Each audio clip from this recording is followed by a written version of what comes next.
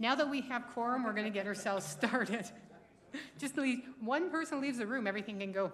So I'm going to call us to order and ask for a roll call, please, if you don't mind, Ryan. Certainly. Councillor Carlson. Present. Councillor Dodick. Otherwise. Councillor Middleton Hope. Yes, I'm here. Acting Mayor Croson. Here. Excellent. And we also have Councillor Parker joining us today. Perfect. So I'll call us to order and begin with the acknowledgement statement. The City of Lethbridge acknowledges that we are gathered on the lands of the Blackfoot people of the Canadian Plains and pays respect to the Blackfoot people past, present, and future, while recognizing and respecting their cultural heritage, beliefs, and relationship to the land. The City of Lethbridge is also home to the Métis Nation of Alberta, Region 3. We'll begin with the adoption of the agenda. I have a motion from Councillor Middleton Hope that the agenda of the regular meeting of the Governance Standing Policy Committee on September 29, 2022 be adopted as presented. Are there any amendments to the agenda? None from me. Hearing no amendments, I call the question. Question's been called. All in favor?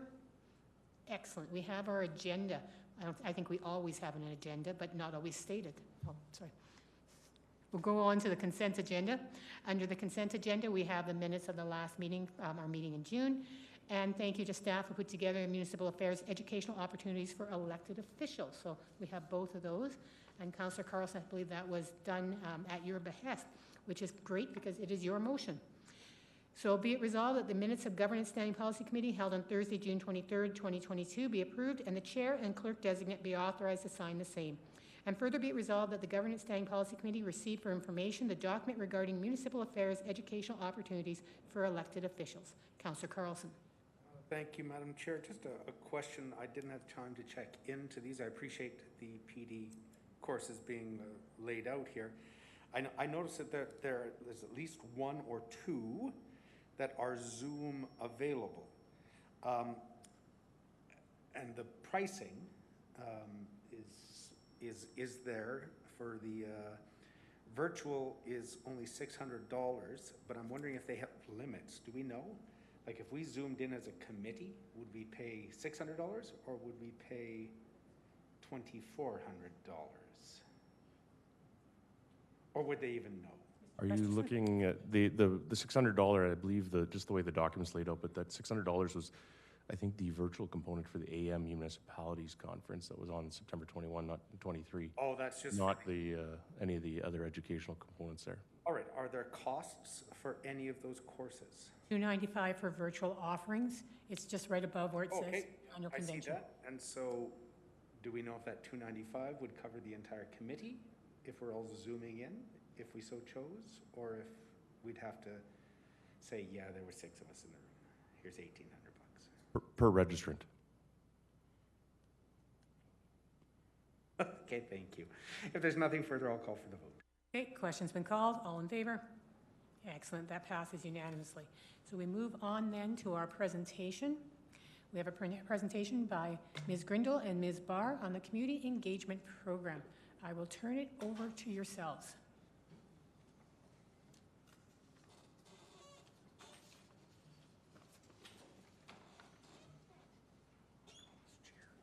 It squeaks.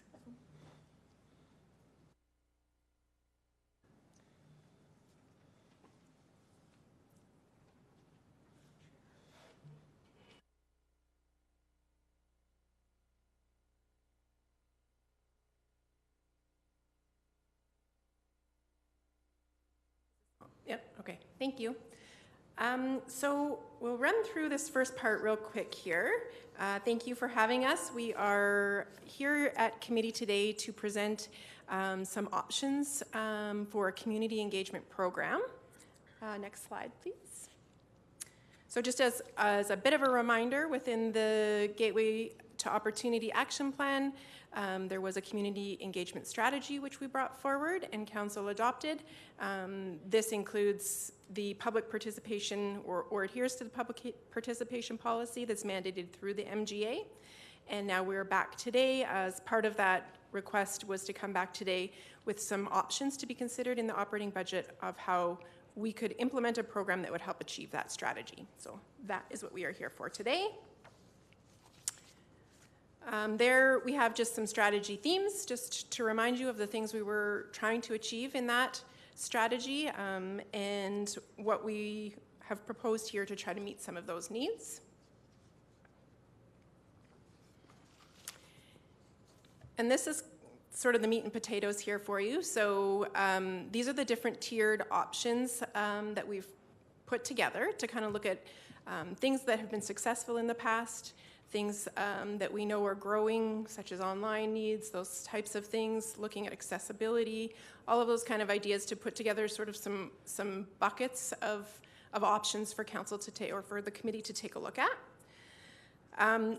Just to note, and we debated on this a long time to try to figure out how to do this, this budget and these tiers are really talking a lot about the actual tangible parts of the program. So the Get Involved Lethbridge website, the budget allocator tool, or the surveys, those kind of things, versus the human resources that it takes to do those things. You probably have seen before there was a budget initiative from the communications and engagement team around staffing. So it's not a double dip. I just wanted to keep the people separate from the program, but knowing that the program takes people to do it. So we kind of went back and forth about how to do that, and if it's committee's wish or council's wish to break that up differently and put community engagement resources into this one separate from communication, we can certainly do that. It's just a bit difficult when it's all in one department and the people are doing multiple jobs within the department. So that's why we kept it this way, but happy to do it differently if council's or the committee so wishes. So taking a look at the tiers, I think I would like to start with number 2 there, because that's basically what we're currently doing, what we have done in the past. So that includes our Get Involved Lethbridge website platform with basic reporting, coordinating community engagement events, and lots of times working with consultants to do that.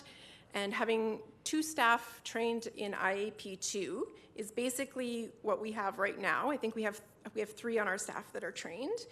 So looking at tier 2, what we're doing right now, it includes that budget allocator tool, it includes that satisfaction survey, it includes 2 large community conversations. So this is basically what we did pre-pandemic. Obviously, we haven't been able to do that for a couple of years.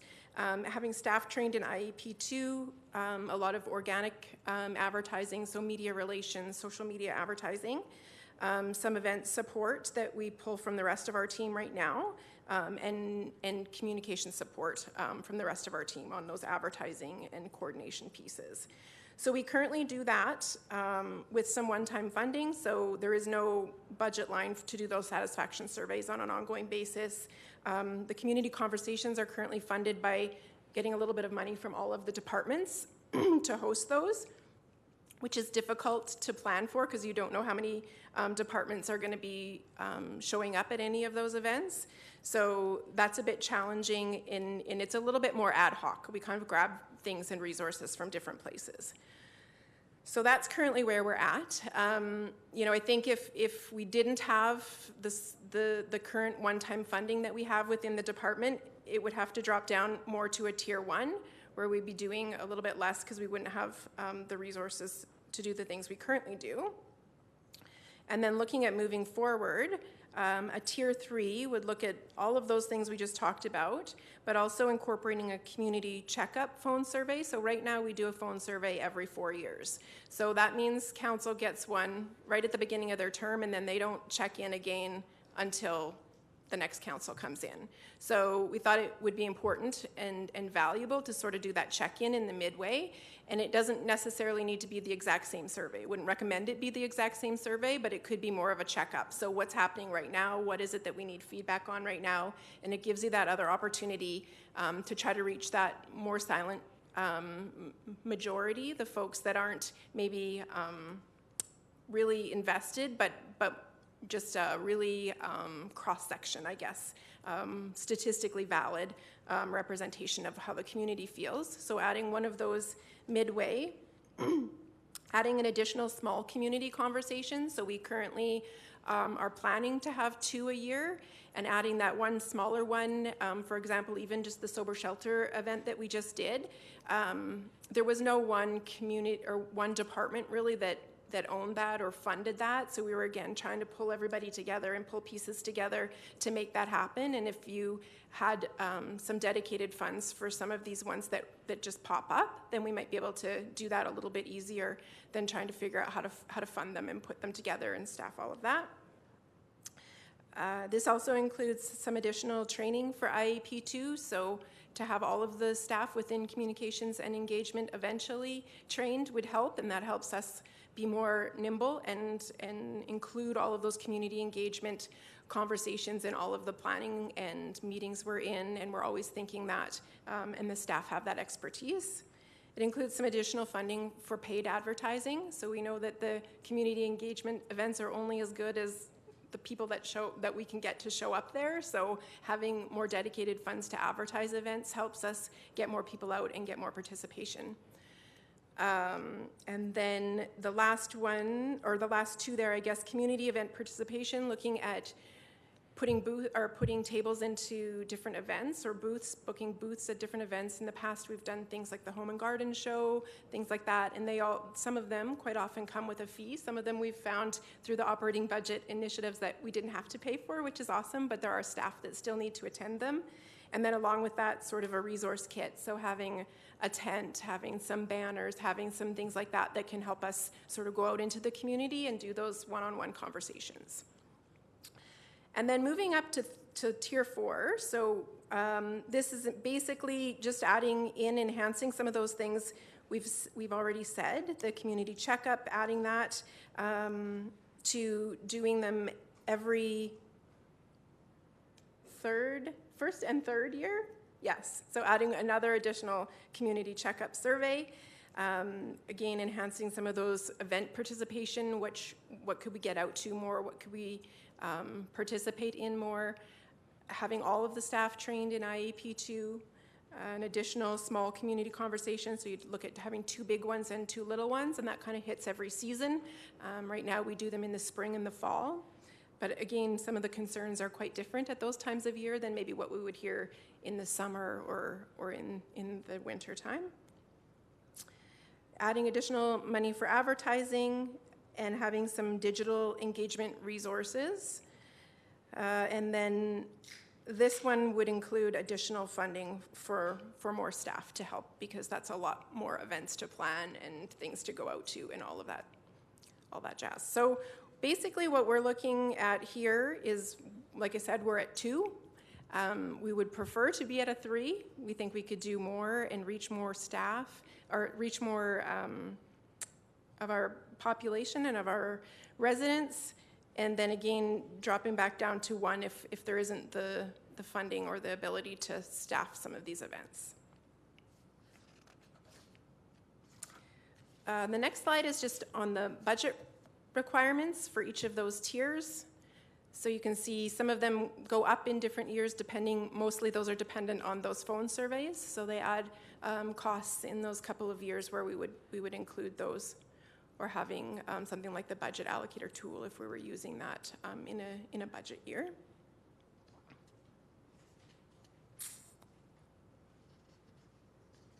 And I think that gets us to the end. So as we've went through all of this, I think from a community reach and community engagement perspective, we would recommend that council or the committee put forward to council to prepare an operating budget initiative on that Tier 3 community engagement service level for consideration in the 2023-2026 operating budget. And I will take any questions. Thank you, and I do have people in the queue, starting with Councillor Carlson. Thank you, Madam Chair. Thank you, Ms. Grindle, for the information and walking us through it. I think you touched on this right at the beginning. I'm having trouble separating because... That was up. Yeah, if the council, people and the stuff? Yes. Yeah. Well, if council doesn't approve the people, separate budget request, none of the tiers, except maybe Tier 1, can be accomplished. Because Right, and I think probably parts of Tier 2 without knowing what that looks like and knowing what people are there. Certainly there are things within 2 that we're doing right now, but we have 3 term positions right now that are helping to do all that work. So, yeah. So if the committee chose a tier, Yeah. would it then be paired with the people budget request that's coming through, or would it be separate? We could do that. We could take the tier and add it to that communications and engagement initiative, or evolution, I think is what that one was called, which is the people. And then we would have the stuff. And thank you for that. Yeah. And further question is, and I've closed the one I needed. Yes, I have. Council did adopt the strategy, which I'm trying desperately to. Yeah, we had Yeah. to, as per the provincial Yes. government. Our public engagement, I can't remember what it's called. Without any of this, would we be able to meet the policy that we have put in place? Yeah, so there's specific things within the policy that we say we need to engage on. So I think we could definitely at some level. Whether or not it would be like let's say, for example, budget, right? So we could do some engagement on budget, whether that's an online survey is all we could do without hosting an event or going out to events or managing a bunch of advertising or that kind of thing. We do have the Get Involved Lethbridge website there as a resource. We could always do a survey and push that out to the community. Whether or not, like what kind of level of engagement and probably maybe some of the quality, because you're gonna have just people answering surveys and not having any of those one-on-one conversations, right? So I think probably we could still meet what was in the policy. It'd just be the quality and the quantity that you would get from that engagement. Thank you. And the final question I had on this was, is there anything any other municipalities that we've done comparators to on their level of communications, engagement, staffing, and their public participation plan? Yes. How we compare? Because we do a lot of comparators, and I'd like to know if we're severely lacking or severely Sure thing. over. So some do it different. Some don't include their community engagement with their communications.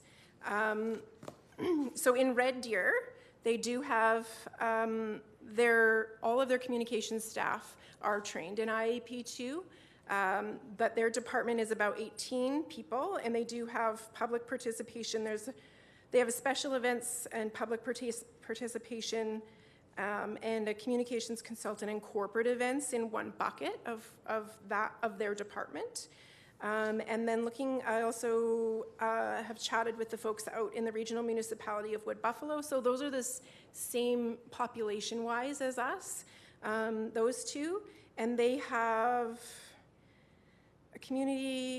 a manager of public engagement, and then 5 strategists, and 2 coordinators within public participation on top of their communications team. And so in Red Deer, one of the caveats would be with their numbers that they do support police as well. So they have a communications person that just supports police. I believe it's RCMP there, so they must just have a coordinator or something. And then in the municipality of Wood Buffalo, it would be a bit different to us because they are they're a region, right? Not just one city. So they're probably staffed a bit different than us.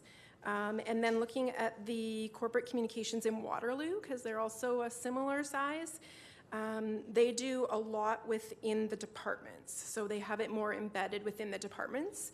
I think they used to have it 1 or 2 people, he said, and then they got people within the departments trained. And we do have some of that as well, which is really nice. We've got lots of our planners trained in IAP2, and they do some community engagement. We also have, Parks has some, a resource, Waste and Recycling quite often is doing a lot of work with us. So we do have some embedded resources that help support us as well. Is there a comparative, like we got 100, that here has 20? Do we know the different levels of staffing? So currently within the communications and engagement, we have 1 FTE, which is Caitlin. And I'm trained in IAP2, and we have one of our term positions who is trained in IAP2 from a past position. And then probably within the departments of people who are trained, so not the people that like coordinated on a daily basis, but if they needed to go to an event, they could do it. Maybe 5 or so, I would say. Yeah. Thank you, Councillor Middleton Hope. I'm going to take you down to a base level. Okay. You've used language in here that I'm sure, first of all, I don't understand. Okay. And I'm not sure that any of the public would understand. So budget allocator tool, IAP2, and engagement resource kit. You've used those in your tier 2, and you say that you have those now. So perhaps explain to me what they are and how you use them. So the budget allocator tool is what we've used for the operating budget. So that was part of the operating budget engagement. So that is something separate, like we contract out to a company called Othello, and they have that technology. So it's not something we own. We have to go and engage with them as a consultant to use when we do that. So you have to use a consultant in order to use this tool, which helps you develop a budget that you're going to present to the city? No, this is the engagement tool that was used. So when we were doing the My 2 Cents campaign, and you went to that budget allocator tool and you said, I want to increase this by 10% and this down by 5%, it's that technology that this Othello owns, and then we pay them to use it for those engagements. That's the budget allocator tool. And what does that cost us to use? $7,500. Each time we use it? Okay, thanks, Caitlin. Okay, IAP2. IAP2 is International Association of Public Participation. Okay. So that's basically the organization that certifies people in public participation. Yep. And last is your engagement resource kit. Is that all the stuff that you have to carry away from the Right. engagement? When we were at the farmer's market, it's having that tent and all of those goodies, right? When you go out to those events. Yeah. So what can you outsource? Things like the community checkups, as an example. Is that something that you can outsource to either a consulting firm in the city or to the college or to the university? We have used Ipsos in the past, and you saw that community satisfaction survey. So that's kind of what we've based those numbers on, was the quotes we've had from them in the past to do that. We could certainly look at different options of like you said, maybe there's the beauty of having the same company do it is there's a consistency, and you can compare them year to year, but maybe that community checkup in the middle is something we do locally, like through the college or something like that. Yeah, I mean, it's not something that you want to train your personnel to be able to do that. Is that correct? Correct, yeah. Right. And just for clarification, the number of people that we currently employ, both FTE and part-time in communications, is how many? 10. 10 people. Okay. Yep.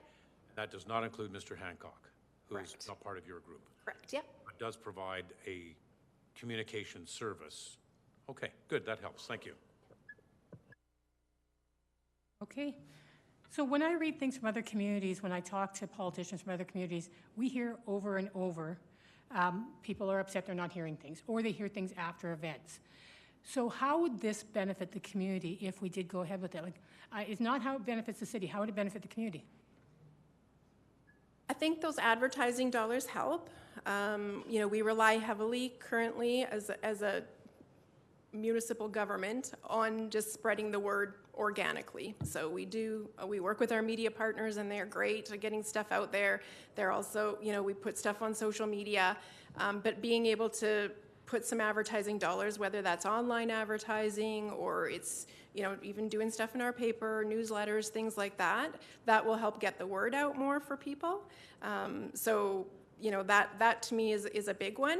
The beauty of having communications and engagement together is that we all know what's happening. We can see the other opportunities, right? Oh, hey, we haven't put that up on the website yet. Whereas when they were kind of done by a different department, they'd have to come ask us, can you do this? Can you do that? Or what are the things you guys think you can do? And we're just always thinking that way. So I think having these two groups, having our two groups together in one department really helps us leverage the most reach we can get to the community. One of the things that we've changed in the past few years is these standing policy committees. And for them to be effective, depending on what issues are in front of us, is the participation of the public. Yeah. Would this help to get more people to SPCs?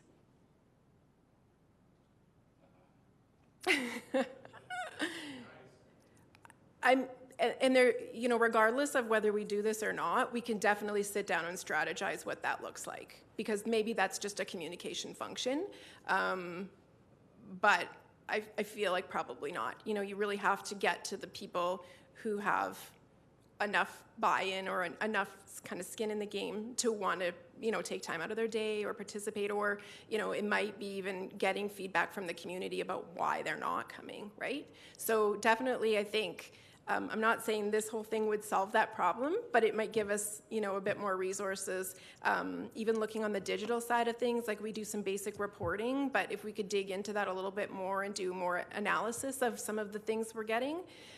One of the things Caitlin's starting to do in her new role is really looking at all the different places we get engagement, right? So not just this one piece, this one event that you came to, that like about the sober shelter, but then what else did we hear in that community satisfaction survey? What did we actually hear over here in this transportation master plan that might relate? Like all of the different places, and when you have that kind of funneling to one place, she can go to people and go, oh, actually, you know what? We had a question about that over here, and we're not going out and asking the community over and over again. So there might be some sort of synergies in bringing all of those things together too, to try to sort of tease out some of the things that might be preventing people from showing up.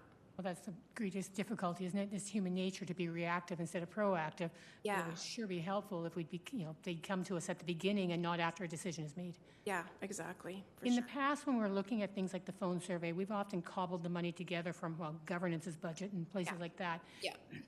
We've always found the way to do it, but this would be having it in the budget set because, you know, that tool has been found worthy in the past, but this would just be having the money set aside for it. Correct, yeah. Yeah, it would be dedicated. Councillor Parker? Thank you very much, Madam Chair. And thanks for allowing me to ask some questions. Ms. Grindle, thank you for your presentation. Can you tell me, as the manager of communications, how many staff you had in your department in 2018 in the start of the last operating budget? For just communications or communications and engagement? For communications, we had 4 FTE and 1 term. So at the start of the term, being 2018, the budget cycle, you went from 4 full-time and 1 term to now, for the answer, 8 and 2. So you've doubled in staff in the last 4 years. The addition of community engagement. So for community engagement, there were 4 people within the organization that were working in part-time roles in community engagement before, yep. So if things were tough and we were going, not saying things are tough right now, but if They I was to are, tell I you, know. could you do your job in your department with the staff that you have right now? Could you do it? Are we doing it right? Could you do Or it? could I do it without Yep. those 3 Yep. people? No, I don't think so. Like You we couldn't. had over, I think in between May and June, we had 191 hours of overtime for our staff. There's a lot of after hours stuff for our team. So yeah, if I lost 3 people, I would be very, very concerned. There'd have to be a lot of things that we do now that we don't do. So is the end goal of the engagement process to get more people engaged? I think that helps. The more people are engaged. The reason Yeah, why, the absolutely. reason why I'm saying it, and I'm going to be somewhat cynical here, and I've been around long enough, that you could have all the billboards lit up in this city, you could have all the ads put in the paper, and you can do everything you can, but unless it affects that person, they don't really care. They Yeah. really don't care because Yeah. they're busy taking their kids to soccer, they're watching American Idol, they're grabbing a pizza on Friday night. And if their Going to garbage football does- games. but if the I garbage know. doesn't get picked up, I know. Yep. they'll let City Hall know. Yep. So I know we do, I think we somewhat do overkill because we try our best, but I think you can engage all you want, but if people don't care. So at the end of the day, as a representative of the community who communicates with the community, I have to justify when we add full-time employees, because when you add full-time employees, you don't take them away. I can't recall a time when, maybe we went through the KPMG report, we've done some cutbacks and all that, but we're asking this department to grow another 30% over this next budget cycle. And so when we tell other departments to live like, and I'm as a politician, what I'm saying is, when you ask other departments to live with less and do more, and they've achieved it, and to some cost and some sacrifice, and there's been consequences, I see this department as scope creep. I see this department growing more and more. And I hear that in the community. So I came to this meeting because I find this alarming. I do find it alarming. And I can't vote at this meeting, but I'm going to bring those points up when we come into the fall budget deliberations, because I'd rather see, if anything, maybe if we're going to achieve possibly tier 3, and maybe we could outsource this. We've done it in the past. We've hired consultants to help us in these processes, because then you don't have the benefits, you don't have all the other problems, and then you can do it based on issue-driven issues. So that concerns me. I think you do an amazing job in your department and your staff, but I'm concerned about the growth of the department. That's what I hear in the community. Yeah, and so within those term positions, we do have one that's funded through the website and portal project. So he's getting that new website and portal updated and launched. So that position, if we decided we didn't need a full-time person after the website launches to keep it updated, which I feel like we probably want to, if we've put all that money and time into doing a website and a portal, we'll want some resources to manage that. That term could end. We've also got a term doing snow and ice control, so that term could end, or will end. That project is a year project to do that. So there's not resources that absolutely have to stay, and we have taken a whole look at all the things we do. And if we didn't have these people, where do we think that the services would have to drop down? And if that's council's wish, that's totally understandable for sure. And just so you know, I've asked every department I know you staffing have. questions. I've been So- listening. my last question for right now. Yeah. When we hire people within the parks, we have measurables. We always have measurables when we do things that are tangible and all that. What is the measurable here? How do we know we're successful if we were to do this? What is success? Yeah, and I mean, it's a hard one, right? Like it's hard sometimes for us. I would say I would lean on that community satisfaction survey somewhat to say people, there's some questions we could ask there, or we could be asking in a different way. We could do community engagement on how do you want to be engaged? How do you want to be communicated with, right? And really see where that level is with the community, because that's not something that we have done in the past, and we are looking at what KPIs we can put out there. We have some measurement within a program we use called Meltwater that manages and you've probably seen reports like the media coverage and whether it's positive or whether it's neutral or whether it has a negative spin. So just sort of getting that sense of how the community is feeling. And it's been hard to measure through the last couple of years, knowing all of the change, right? And my follow-up to, so you get that information, what do you do with it?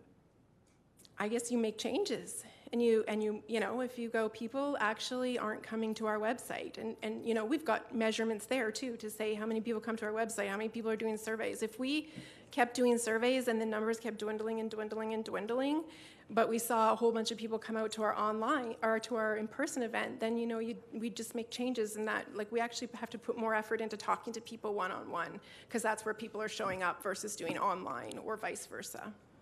Thank you, Ms. Groen. Thank you. And I just want to let you know, your department does a great job. I'm just saying. Thank you. But this is what the questions I hear in the community. This is the questions I've seen since I have personally, since I've been on City Hall. I see how corporations evolve and change. So these are the questions I need to ask. So Yeah, thank you. and I can tell you, just along with Councillor Carlson's comments there, like when you look at municipal comparators of the Red Deers and the Wood Buffaloes, like they're in the 18 to 20 kind of for community engagement, and so I think we have been running pretty lean. I think we got to make sure we're comparing apples to apples with that comment, because the police station, I do believe, has 2 communication people, or Yeah.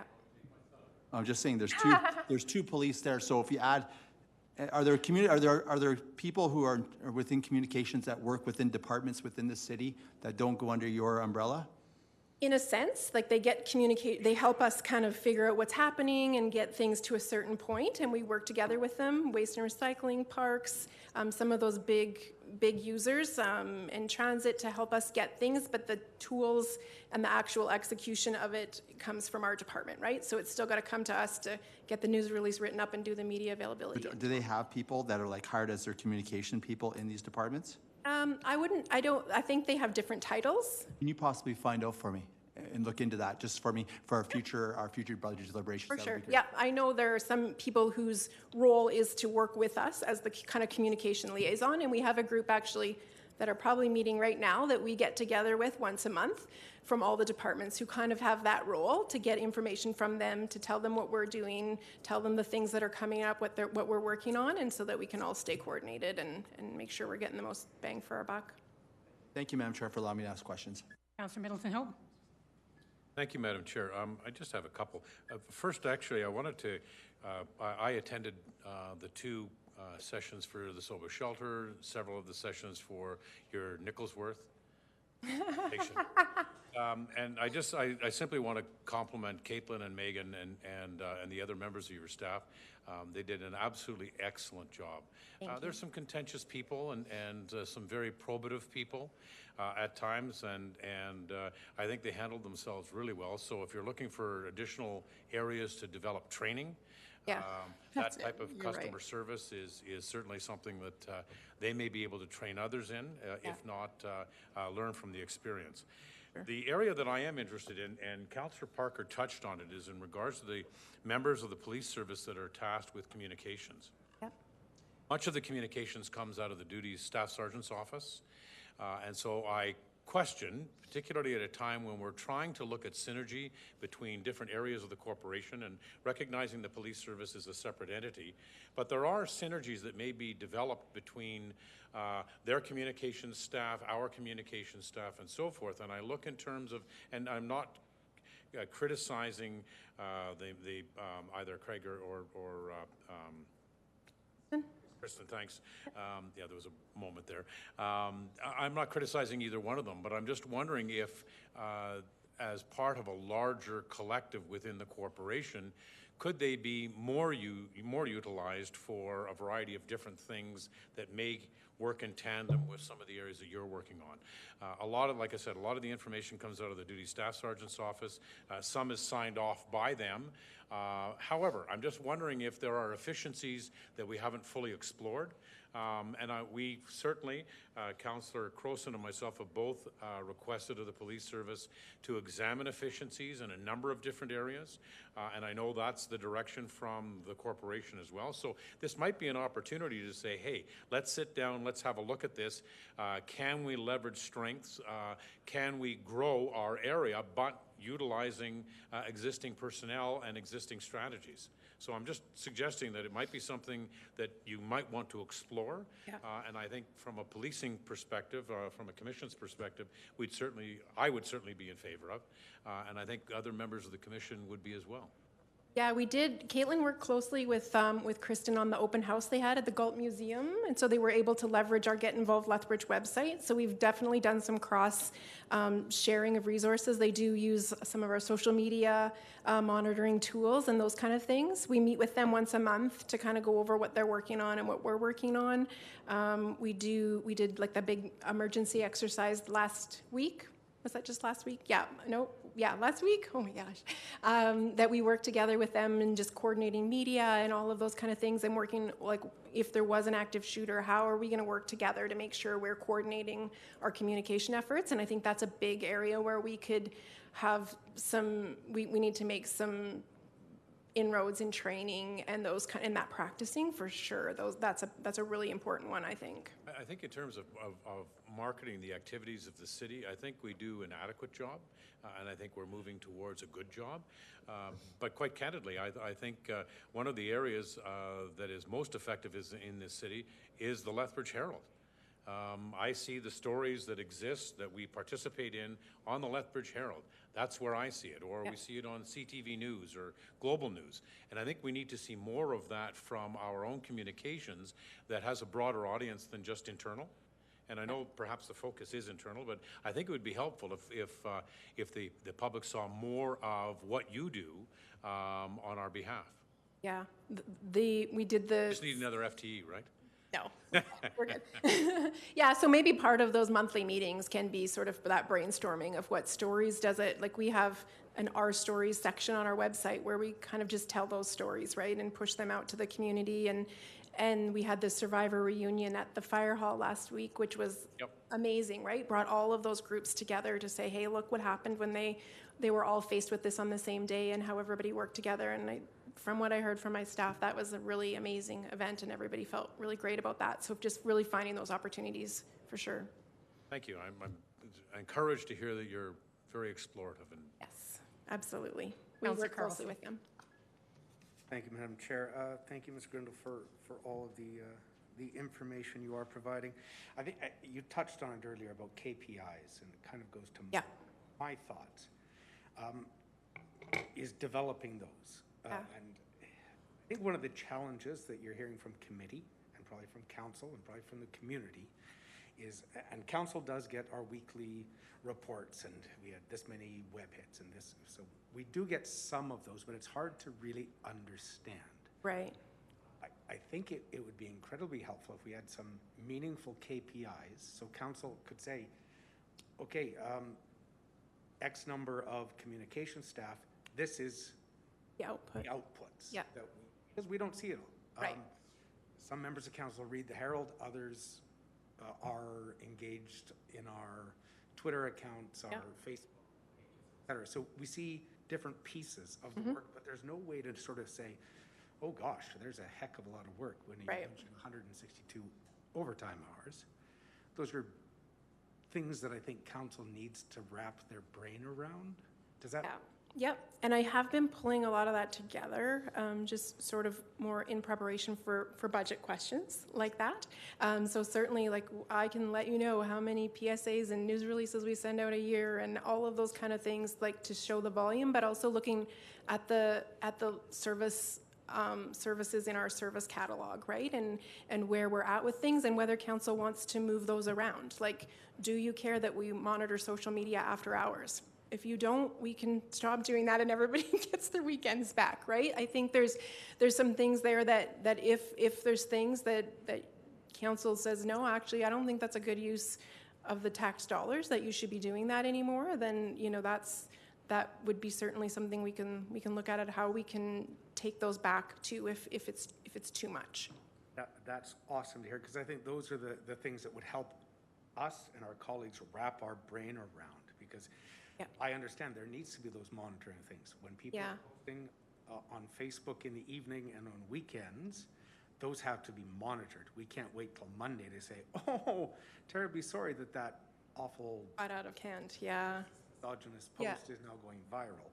yeah, for So sure. I do. And that's sometimes the challenge with communication, is a lot of it is done ahead of time to get out ahead of some of those things. And so we might not notice it's gone until it's gone, if you understand what I mean. So I appreciate that you're gathering that information. Yep. Because that's going to be very helpful in deciding.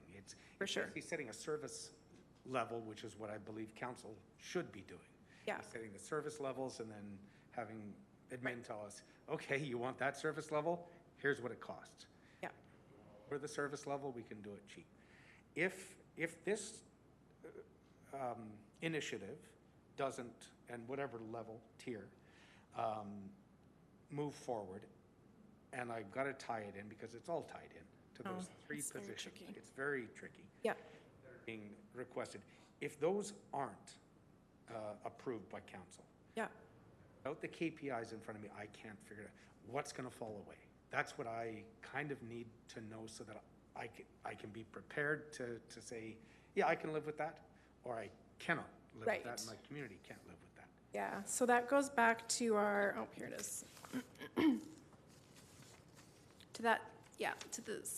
If you go to the service levels, to that tier 1, which would basically be Caitlin is the one FTE dedicated to community engagement. We'd still have our community engagement, or our Get Involved Lethbridge website, because we do have that in our budget already.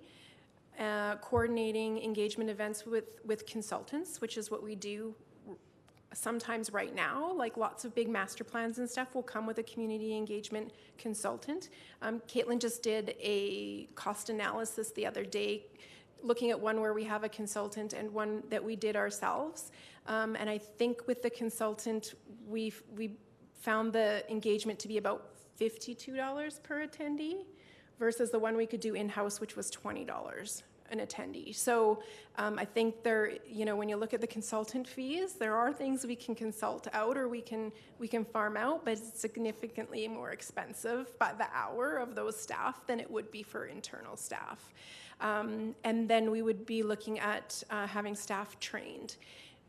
The community conversations, those big community conversations, they take a lot of effort, and there is some financial implications there too to book facilities and print and advertise and do all of those things.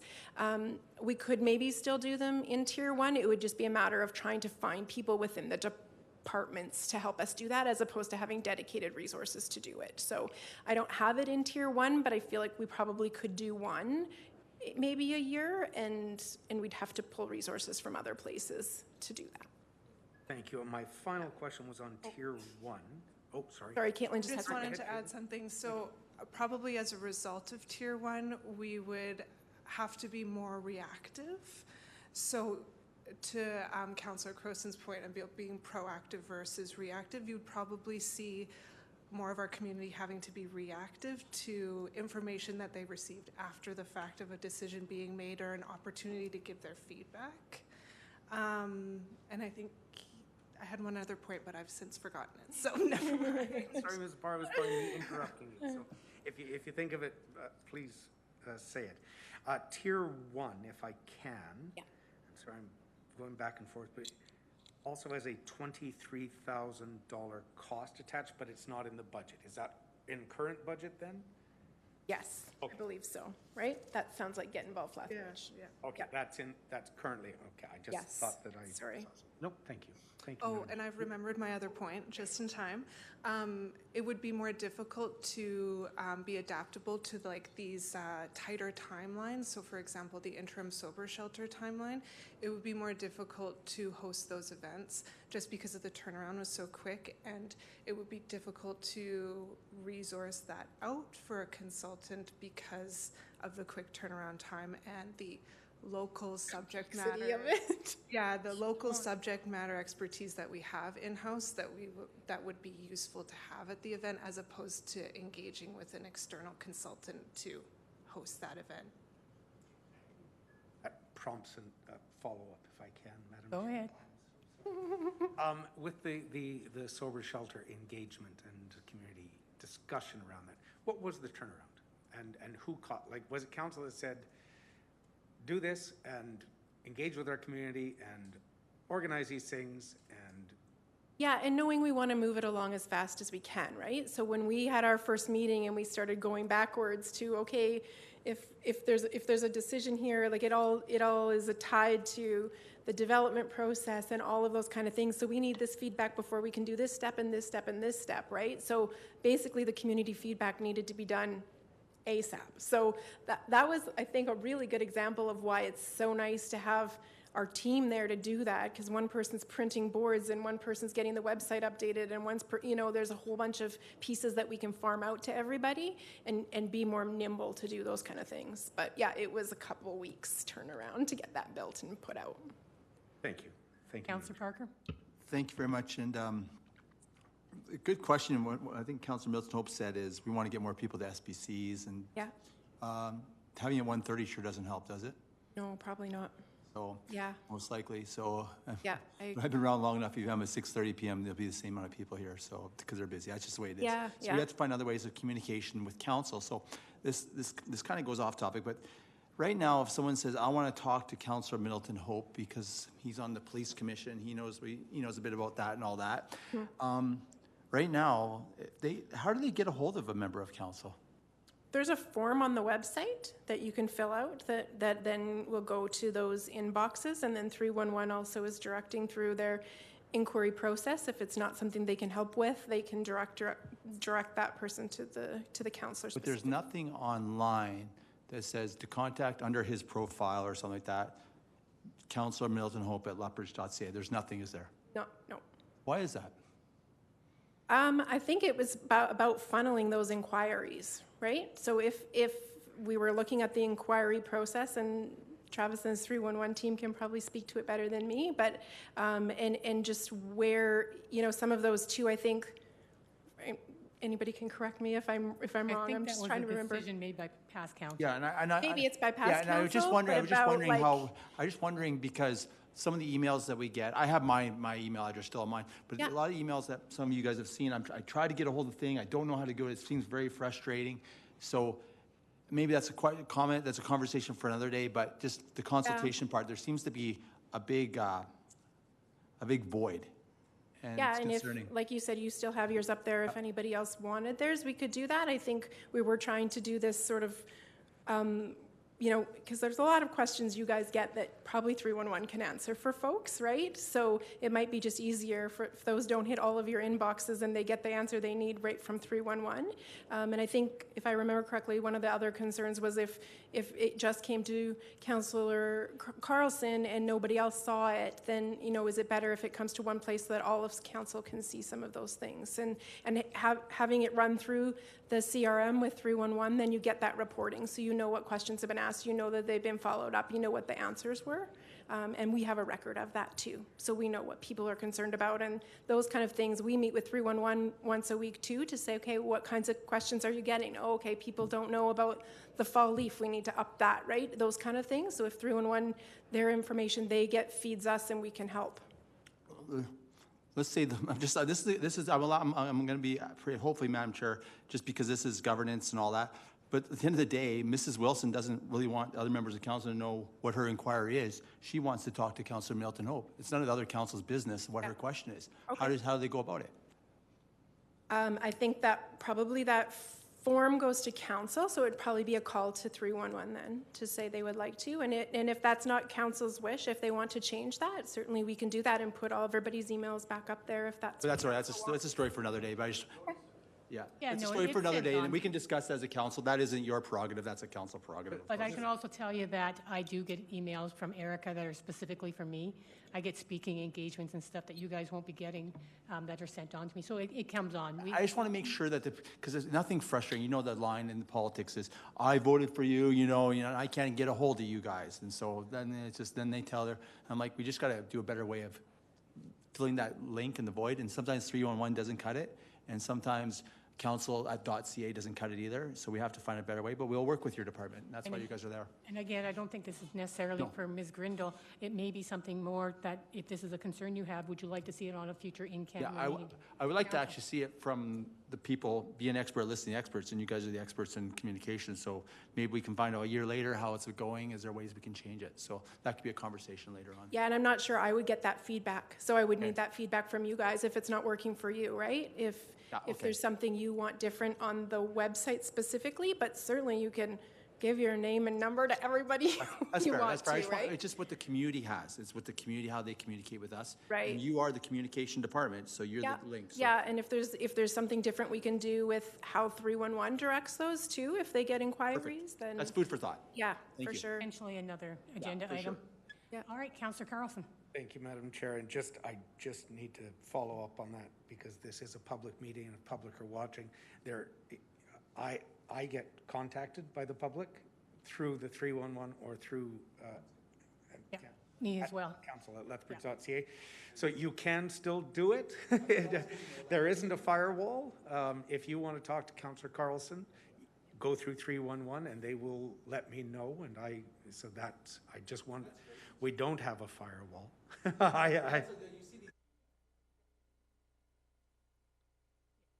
Excellent. I think that's all the questions in the queue, so thank you both Awesome. very much. Thank you so much for all your time and all your questions today.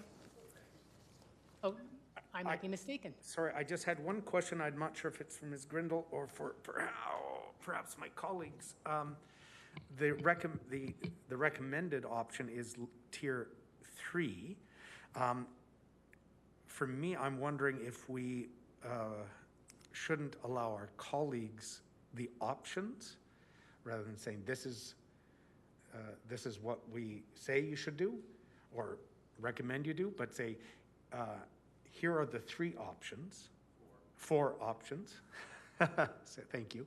4 options we recommend. So an initiative sheet for each service level or each tier be prepared.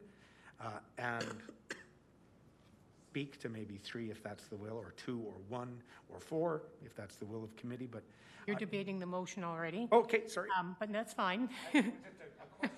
It will be Councillor Middleton Hope's motion in just a moment, but let me read the motion that we have, and then if you're going to suggest amendments or better understanding of it, we can move on there. Okay. Be it resolved that the Governance Standing Policy Committee recommends City Council direct administration to prepare a budget initiative for Tier 3 enhanced level of service for inclusion in the 2023-2026 operating budget deliberations.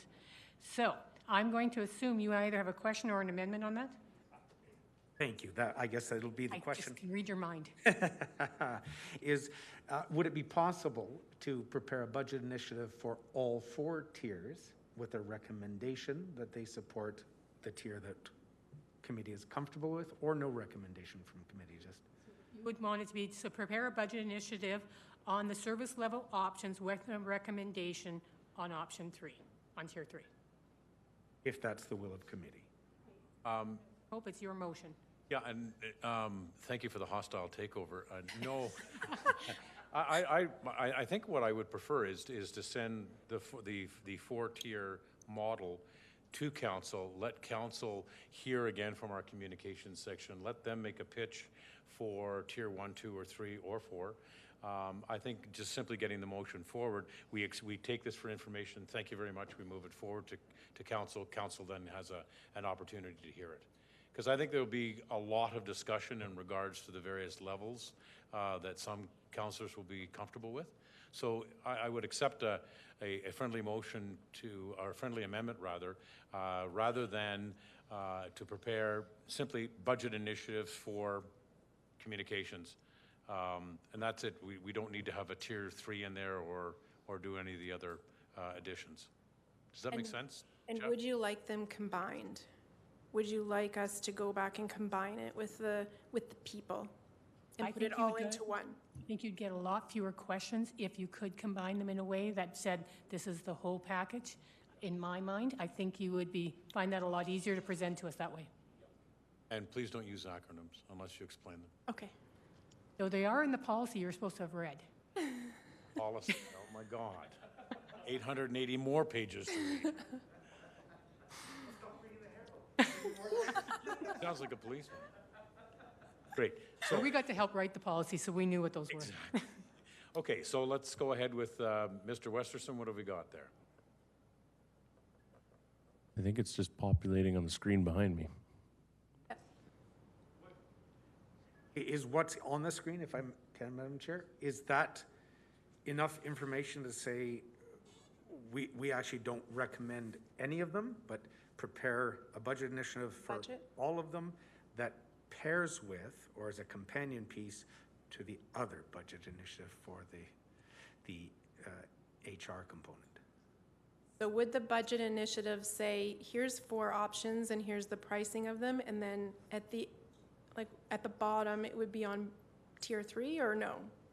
Like what does the bottom line say if there's 4 different options? There's a recommendation, and this is kind of what the cost of that would be? Okay. Live with 1, 2, and 4, but we're promoting 3. Okay, gotcha. Yeah.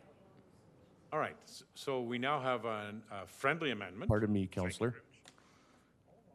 We have a friendly amendment that we're now. I just want to make some suggestions on the wording here to make sure it's absolutely clear that what I'm hearing committee suggest, and so that my colleagues over here can ensure it gets worded, is that we are recommending the budget initiative contain all 4 tiers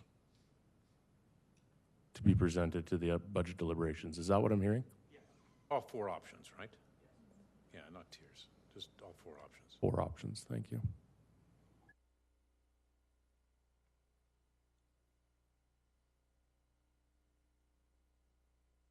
I think they want options instead of tiers. Tiers seems to smack of gold, silver, and bronze, and as the city manager has said. And as you're doing that for myself, if you're preparing it, certainly information on overtime and stuff like that would be incredibly helpful to have as part of that. Yep. Unless you can set it up so that if we don't give you what you're looking for It is council who takes the weekend social media channels. Oh, no, yeah. Do we have to clean it up on Monday? That's my question. Likely you'd be doing more work on Monday. Yes.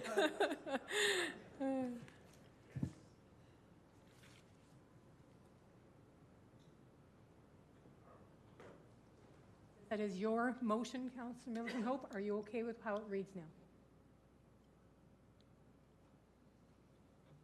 Yes. All right. You had the amendment in mind. Are you okay with it as well now? Yes. All right. So if you want to make the motion, we can see if we're actually all in agreement by voting. Okay, any other discussions? We're concluded on discussions. Councillor Dodick is not online today? No, he's not. Yep. Okay, I'm ready to call the vote then. Question's been called. All in favor? Excellent. That passes. Thank you. And now we give you guys more homework to do. Ms. Bester, thank you for sitting through all of that as we went through to move to your submission. We perform better with audiences. It's just something. So we have a submission from Trina Tello and Cindy Bester, co-chairs of Reconciliation Lethbridge Advisory Committee. They have done one of my favorite things. They have gone through policies and made some suggested amendments to terms of reference. You have the information provided there. My favorite one is the track changes one, which you can see what was and what is being recommended. Are there any questions from members of the committee on the recommended changes? Councillor Carlson. Thank you, Madam Chair. For me, everything seems straightforward, and I like the changes. I had some questions around the in the area of composition, and it may just be in wording and layout. Right. But under composition 3A, it lists voting members of, I think, 2, 4, 8. And then it talks about business sector reps and 7 Indigenous community folks and so, but then it goes back to another B. It just didn't make it. There's a layout issue there for you? There's a layout issue because it looks. Are the other 9 voting members? Are the two business sector reps and the 7 Indigenous community nominated by LSI, listen, are they all voting members? Yes. Okay, then there just needs to be something that, because the B and C, because you got A and then there's a B co-chairs, but then there's a B and C as well. So somehow that needs to be renumbered or something. Okay. Because it doesn't look like those last 9 are voting members by the way it's laid out. Oh, I see what you mean. That was my only concern in layout there. The other question I had,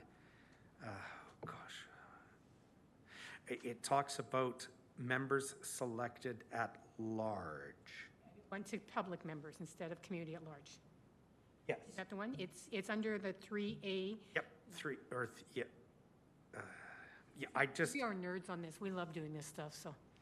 yeah, only because it talks under composition in the preamble, it talks about members selected at 50% plus 1 members selected at large shall be Indigenous, but then it never talks about which are the members at large, because many of them are just appointed or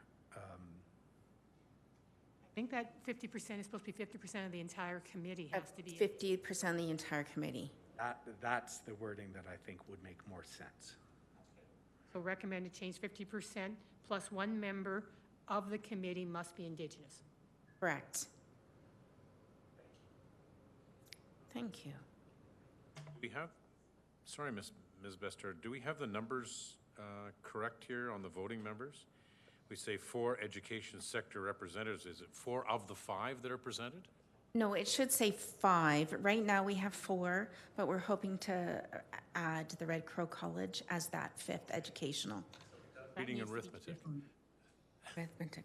I didn't type this part up, but it does say 5, and maybe I'm looking at the wrong one because I didn't realize. I thought I was just here to listen and not maybe answer questions. 3A. But under 3A on the document that I'm looking at, it says 5 education sector representatives. You've got a correction on my version. Okay, Yeah, so it's 5. yes. Okay. So somebody caught that. And Another question that's going to be asked is Red Crow know we're nominating them?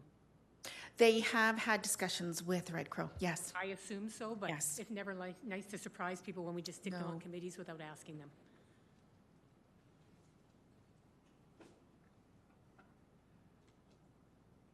I believe they actually initiated the conversation. Even better. But just for my clarification, because I had the same point as Councillor Middleton Hope, there is a clean version that has the 4. Okay, it's just not in our package. Thank you. Oh, you guys are only looking at the, okay, Yeah, there's different versions of it. Yes. There's the okay. track changes one and the other one. Okay, as long as the changes are made on the correct one. through the chair, Ms. Bister, this document that you've brought forward to us is effectively, I see its terms of reference, obviously, but it's really just an updated version of existing documentation to provide us with some clearer insights into the purpose and direction of the committee? Correct. Which was There's no funding mandated. requested in here? Nothing. There's no realignment with the city and/or with another agency or anything? Okay. Right, thanks. It was just as required in the previous terms of reference that it be reviewed. Every 2 years, I believe. Every 2 years, Update. yes. Yeah. All good with it? Mr. Lowen, you look like you have something you want to say. Very perceptive. I was going to ask this committee to consider requesting our office to draft a bylaw to embody what the terms of reference says. And the reason is a legal one. There's 2 provisions of the Municipal Government Act. One says that council has the ability to make things like committees, and 2, that to do it, they must do it by bylaw, not simply by resolution. And it's one of those requirements that for advisory committees really isn't that important because they're just talking and giving advice to council, and liability concerns don't always come up. But when I reviewed this terms of reference and there was specific desire to be action oriented and actually take some action and do things, in order to paper that correctly, the draft terms of reference also explicitly states that it's to be a committee of council. My recommendation would be to ask us to prepare a bylaw embodying the terms of reference you approve today, or that council ultimately approves, to paper that appropriately. So could we then operate under the amended terms of reference, like make that the motion, as well as refer it to legal for a bylaw, so we can keep the committee moving ahead? Yep.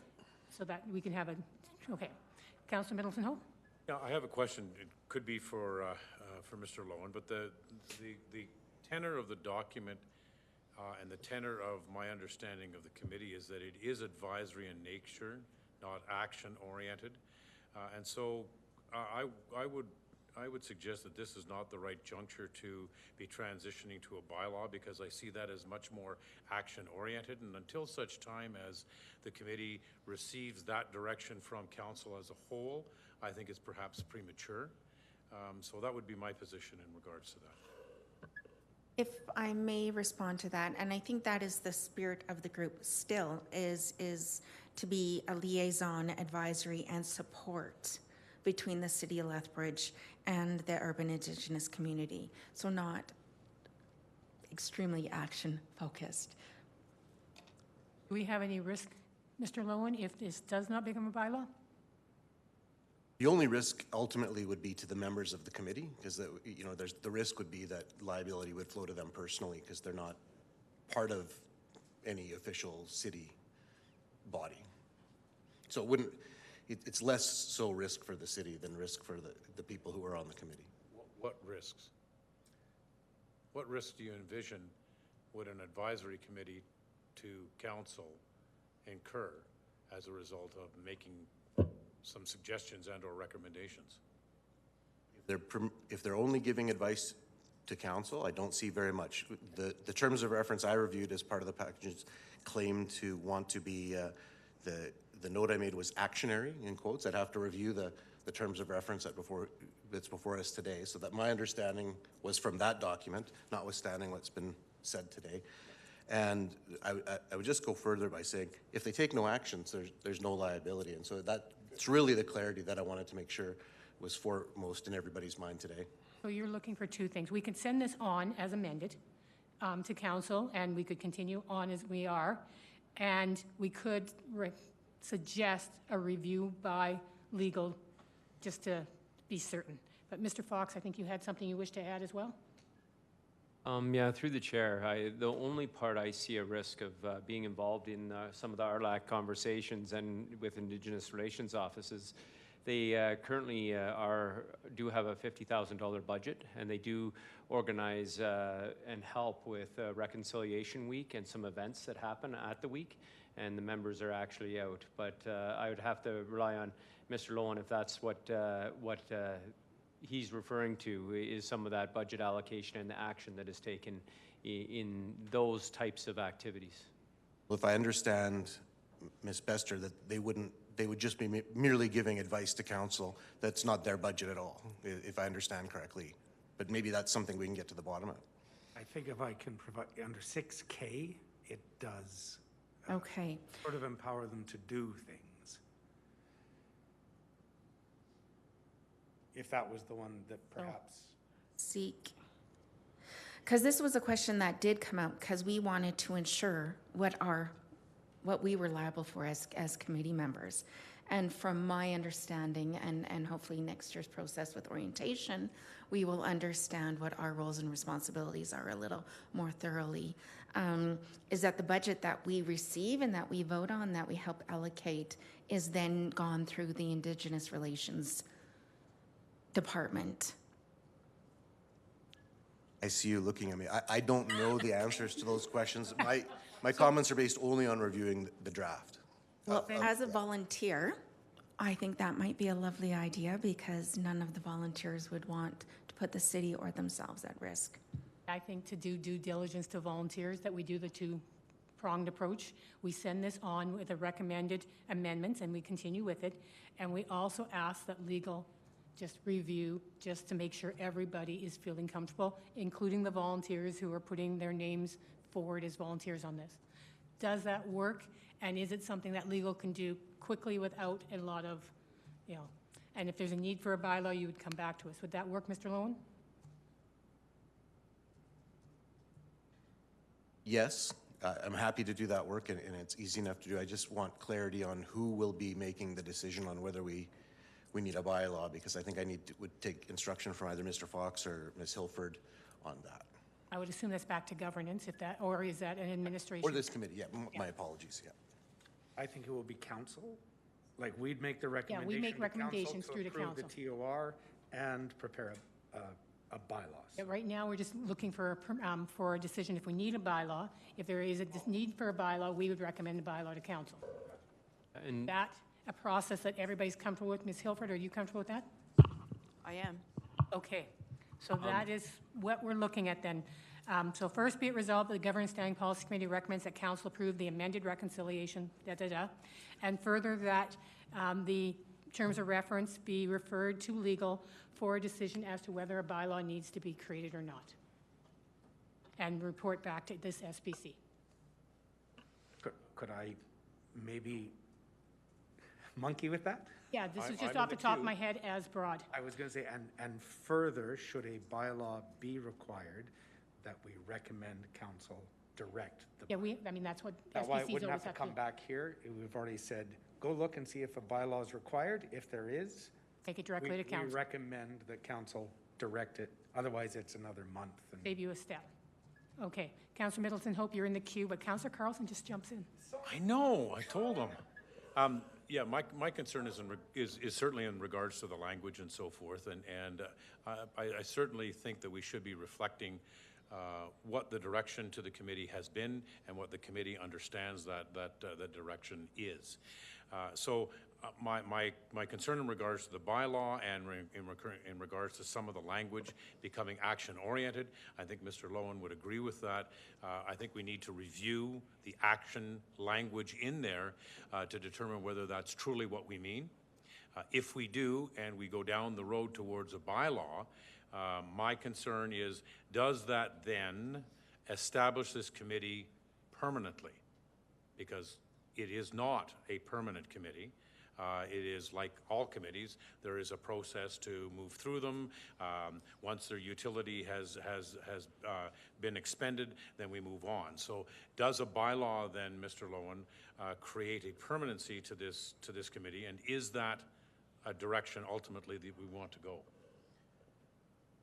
Simply because there's a bylaw doesn't mean it's permanent. You can, that's true, you can change the bylaw or rescind the bylaw, but you can also in the bylaw, which becomes essentially the constitution of the committee, say it's interim. You could say it's only to sit for 1 year, 10 years, until some KPI is met. There's many ways to limit if that's council's desire, or you can leave it open and just when council wants to bring forward a rescinding bylaw. That helps me. I think we have probably clear understanding of where we're moving forward with this. So Yeah, thank you. I think it's just to protect volunteers if there's any need for there, and making sure that we've covered everything. So I know Mr. Westerson has worked on revising this motion. And the floor is now open to Councillor Carlson. He'll take it when it's his motion here.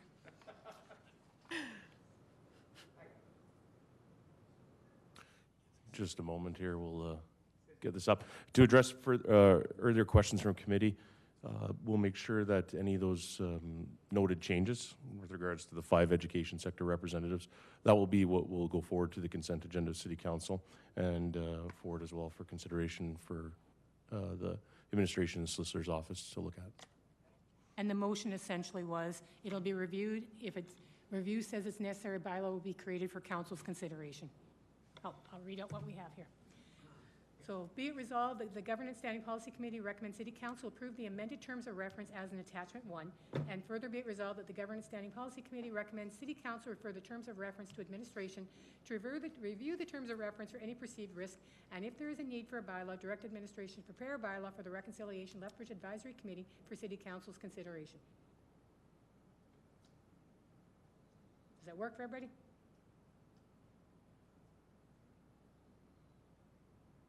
All right, Councillor Carlson? Oh, it's my resolution. Yes. Oh, unless there's anything further, I call the vote. Question's been called. All in favor?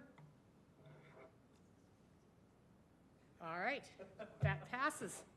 And that brings us to the end of the agenda, and we are adjourned, and I'm curious if I have a window yet in my house. I'm going home now.